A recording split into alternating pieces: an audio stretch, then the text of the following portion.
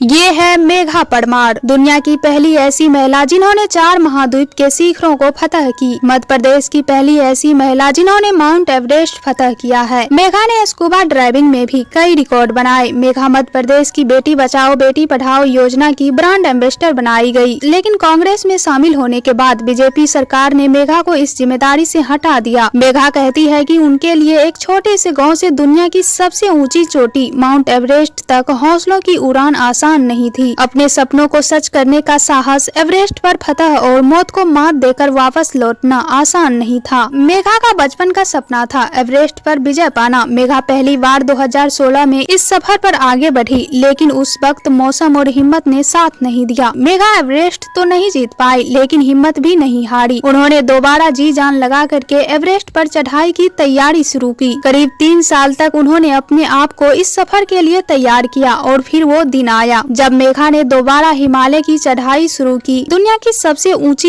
इस चोटी पर विजय पाने का उनका ये सफर 50 दिन में पूरा हुआ। मेघा अपने इस सफर का रोमांचक और खतरे से भरा हर पल याद करती है। मेघा कहती है कि बेस कैंप से ही कठिनाई शुरू हो जाती है। दरअसल जोखिम से भरे इस सफर में इच्छा शक्ति की असली परीक्षा होती है। बर्फ से ढकी पहाड़ी पर चढ़ना आसान नहीं होता। रास्ते में पड़ने वाली तमाम नदियाँ पार करनी होती है। जैसे जैसे ऊंचाई बढ़ती जाती है, सफर और मुश्किल बड़ा होता जाता है। ऊंचाई बढ़ने के साथ साथ ऑक्सीजन का लेवल कम होता जाता है। सिर दर्द, सनबर्न होने लगता है। बर्फ के कारण हाथ पाँव में गलन होने लगती है। सबसे कठिन पल वो होता है जब साथ चल रहे पर्वतारोही हिमालय की उन ऊंचाइयों पर दम तोड़ने लगते हैं। सबसे पहले 9 घंटे का सफर तय करके कैंप 1 जाना होता है। ये सफर पूरी रात चल करके पूरा होता है। यहीं से असली परीक्षा शुरू हो जाती है। कैंप 1 के बाद कैंप 2 और कैंप 3 और आखिर में समिट फूस आता है। 8 घंटे का समिट फूस का सफर सबसे कठिन होता है। अगर इसे पार कर लिया तो हिमालय को फतेह कर लिया। ज्यादातर पर्वतारोही यहाँ आकर के अपनी जिंदगी हार जाते हैं। मेघा याद करती है वो दिन जब कैंप 4 जाते समय तेज बर्फीली तूफान में वो घिर गई थी। वो सफर का 21वां दिन था। तूफान की वजह से उन्हें अपने सफर का एक दिन आगे बढ़ाना पड़ा। रास्ते में उनका चश्मा गिर गया, जिसकी वजह से एक आँख की रोशनी चली गई। मेघा के सिलेंडर में ऑक्सीजन खत्म हो गई। मेघा कहती है कि एक पल के लिए ऐसा लगा सब खत्म हो गया। मौत को बिल्कुल करीब से देखा। ऐसा लगा मानो यमराज हाथ पकड़ लिया। पीछे आ रहे शेरपा से मदद मांगी। शेरपा ने चढ़ाई के दौरान रास्ते में मृत पड़े किसी पर्वतारोही का सिलेंडर उठाने के लिए कहा। सिलेंडर में बस इतनी ऑक्सीजन बची थी कि उससे जान बचाई जा सके। मेघा कहती है कि वही सिलेंडर उसके लिए वरदान साबित हुआ। मेघा कहती है माउंट एवरेस्ट पर पहुँच करके मुझे ऑक्सीजन की कीमत समझ आई। ऑक्सीजन नहीं होता तो क्या होता। उन्होंने अपनी जिंदगी पर आ रहे खतरों से सबक लिया। उन्होंने संकल्प लिया कि वो ज्यादा से ज्यादा पेड़ लगाएंगे और दूसरों को भी पेड़ लगाने के लिए प्रेरित करेगी। इस तरह मेघा परमार ने अपने सपनों को साकार की।